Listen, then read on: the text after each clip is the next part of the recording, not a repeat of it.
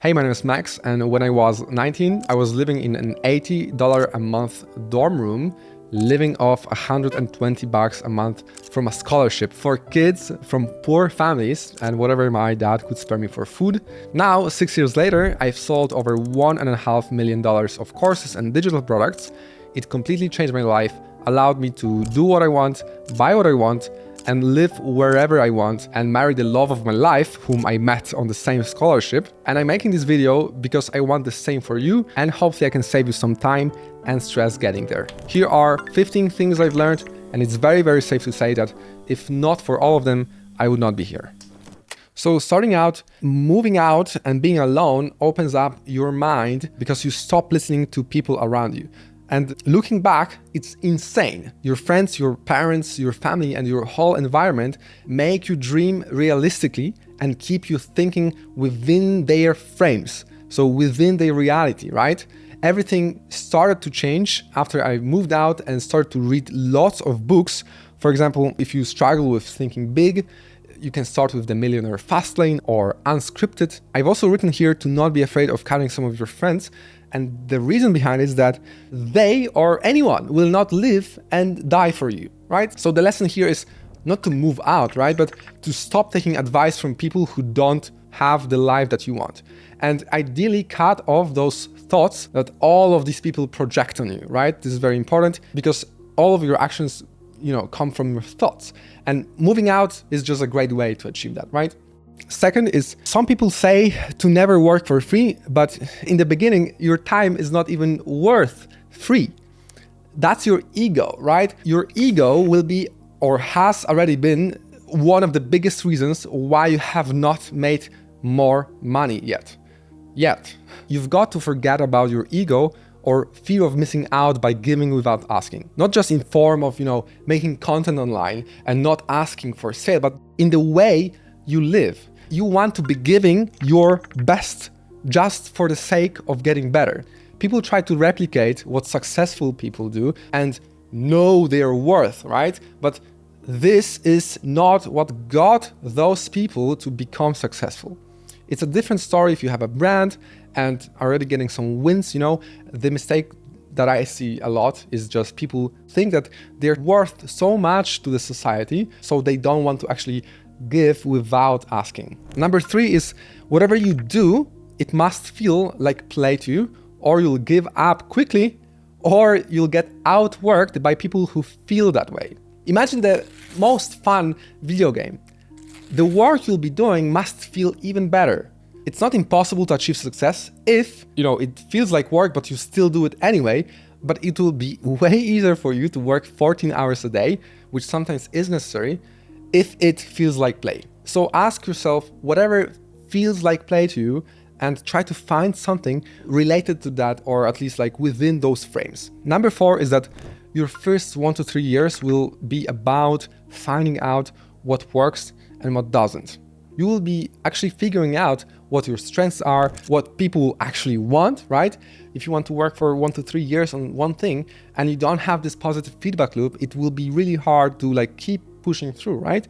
One condition here is that you cannot dilute your energy to different places too much, because if you give your energy to 5 different things during the day, like work, games, dating, cooking, etc., you'll give less energy to whatever the goal you've set for yourself. So in a way, mindlessly going through day-to-day tasks can jumpstart everything and get you moving, get you into momentum, right? And this is what actually creates those profound results. Some people call it not overthinking. I personally struggle with this a lot. Just remember that there's no need to have a clear vision in the beginning. I didn't have it. Figuring out is part of the game. Number 5 is that the most work gets done when you forget to eat. And I know for so many of you, this is also true. You get the most done when you forget to eat. And the lesson here is that there will be no balance for some time at least, and it will break you sometimes. But you need to push through this anyway. And the hard way, right, is the way. I've heard yesterday that the hard way is the easy way. And that's somewhat true. You will be overwhelmed at some point, and Like, this is the point. This is how you learn. Failing is part of the game as well. It's like trying to win this cards memory game the first time you try. You first need to try a couple of cards to see where each card is so you can, return to the correct pair. You will not know where to start and it will feel impossible. And that's the point, right? And at some point you will also fear a lot of things. Like, you'll fear jumping on that call.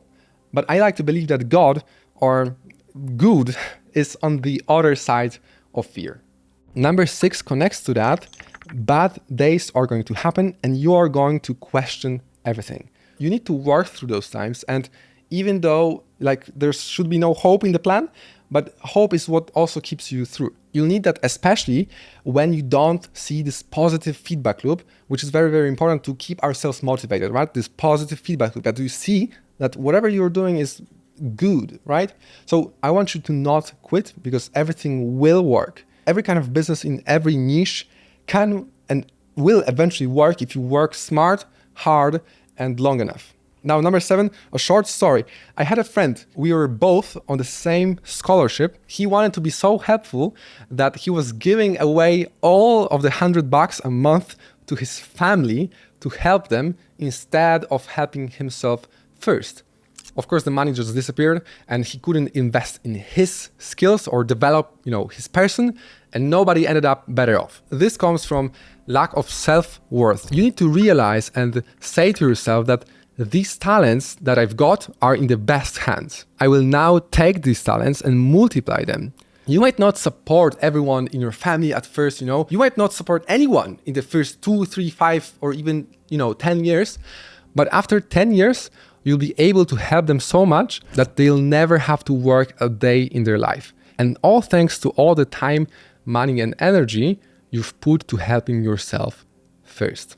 Okay, number 8, at some point, after the money started to come in a little bit, I was happy that I could support myself and basically, live a normal life, but the money never motivated me more. I worked 14 hours a day just because it felt like play. I kid you not, I didn't know, I didn't even look how much I was making until I was consistently at 7-10K per month in profit. And it sounds crazy, but that's because before that I was hosting my own products on Shopify store that was owned by someone else who had hired me previously. And I just, sent an invoice a few times a year. That's why I didn't even have access to tech to look that up, but I didn't even want to ask for it because it was so fun to just do whatever I was doing, right? It's cool to have money, but it's not what keeps you moving after you've got your needs met. This is what I've experienced, at least right from the start. I always say that how you make money is much more important than how much you make. Now, people don't like seeing someone that does better than them or even someone that's outworking them because that hurts. This is also where all kinds of hate comes from. Like someone who's 100% happy with, what they do and where they at, they will never hate you, even in their own mind. This is huge because people first hate you in their minds, right? They first think, oh, I hate this guy, or oh, this guy has so much and I don't, for example, right? They first think that, and only then eventually 2% of those people will write a comment. So those guys that write those comments or make those comments or talk about you in that way have huge dissatisfaction, I would say, right, with themselves. And this is okay. People are going also to, steal from you. They try to take you down. I've got my Instagram accounts taken, but you need to break through it, which brings me to lesson number 10. This lesson is probably one of the biggest leaps I took after I got to 10K. Understanding what actually motivates people to take action will help you a lot. I really like to listening to stuff about psychology and, why, for example, people bully others, why they love stories, or why, for example, all people care about is themselves, which is, great to know, but you just don't realize that at first. All of this allows you to speak better to people and make them like and trust you so that you can serve them, okay? It's not about, hey, I will make you like me and trust me and then I will screw you up. No, it's A doctor, they know how to help you. They have this medicine to help you, but they just need to first make you trust them. Not necessarily like them, but make you trust them. The same thing comes here, right? We need to first make people like you and trust you, and then only then you can actually help them. And they will always reward you for that. This is a huge lesson as well. You will always get rewarded for that. This is exactly why selling, especially in person, teaches you this the fastest, because you see their faces, you see how they respond to what you say, and you get like real-time feedback loop on what works and what doesn't. Number 11 is huge. I would love to know that earlier, is start with why. If you're already heading to a direction and have made some money online and want to grow further, whenever you have a new opportunity, ask yourself, why do I want to do this? Don't just say, oh yeah, I'm gonna make short form content right now as a marketing strategy, right? Why? Is there a better way to get attention easier? Or do those kind of people that I want to reach even watch short form content? People often, see something someone does and they just try to replicate that. This is why we always need to start with why. So for example, why do you want to make money, right? For freedom, to take care of your family, maybe, to prove to yourself. There are also people like this, right? To prove to yourself that you can do it. Maybe you want to help people who are where you used to be. So by asking yourself why, you'll not only figure out better ways to achieve your why, but also if your why is weak, right? You'll most likely quit when it gets boring or when it gets hard. And at the same time, if your why is very, very strong, you'll push through. So ask yourself, why do I really want this? Why is it important to me? What will happen if I don't do it? Those kind of questions can show you what's your why, because we don't necessarily know immediately why we are doing certain stuff, right? Writing it down also helps a lot with all those kind of mental questions, right? But also if your why is something very visually specific, you can go to Pinterest and save all of those things and look at them every day. If you want, you can look at them every month, but this will keep you on track. Next, number 12 is probably one thing that made me single-handedly achieve most of my success, is the difference between making good stuff and great is the factor that differentiates you in the market. Being good is the baseline. It's like your starting point. You can make a good living, making good content, making good courses, but life-changing money requires you to give life-changing value to others. It's just like working out. The biggest gains come in the last 3 reps. The hardest ones that destroy your muscles the most. That's why we say that the training starts the moment you want to stop it. Same here. People who make it big know how to push it to the next level after they achieved good. No matter what you do, if it's recording a course, writing copy, coming up with email subject lines, scripting content, exceptional results require exceptional input. So gold in, gold out. In our case, that would be working exceptionally smart, working exceptionally hard, or exceptionally long. Number 13, every time something went wrong, like when I lost my Instagram accounts or when we got screwed over with our rental house, in the moment, it felt terrible. But looking back always, all that led to something way better. Something bad happens and then something beautiful comes out of this. It's repeating so many times in our lives, and I'm sure in yours as well. So if thoughts turn into actions and actions turn into results, optimism and thinking positively is not just nice to have. It should be your foundation, and it's been mine at least. From that lesson, I want you to take out that only when you believe good things will happen, you open up doors for them to actually happen. Number 14 is something that really changed how I look and view my habits and the process of achieving success, is that everything bad and good, of course, comes within you. You are the reason, you're the trigger for all of that. So instead of thinking only about what you need to do, start thinking about what kind of person you need to become to be worthy of this success that you want to achieve. And if you want to get what the 1% have, don't just think what they do, think about what they did to get there, and more importantly even, what did they not do that you keep doing? Sometimes, very often actually, it's about eliminating stuff and not adding more. It's about getting rid of your bad habits and stopping the bad stuff, or not necessarily bad stuff, but stuff that doesn't take you closer to your goal, and stopping those stuff so that you have more space for all the good stuff. I love mental models, and a really great mental model that helped me is asking yourself, what would I need to do to make it impossible for it to not happen?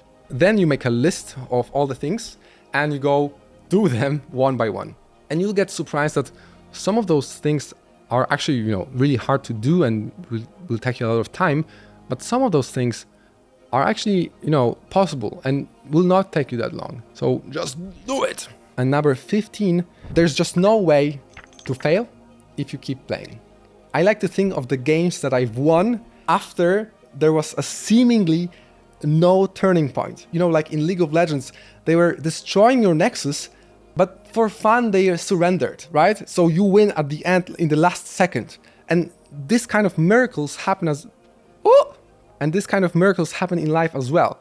It's just like this rabbit and turtle race, right? If you keep moving forward, you'll eventually get there, especially if you are not afraid to invest in yourself and especially invest in help if you know that you don't know what to do next. I wish you great success, and all of these lessons mean nothing if you don't know how to apply them and what to do exactly after that. For that, watch this video over here.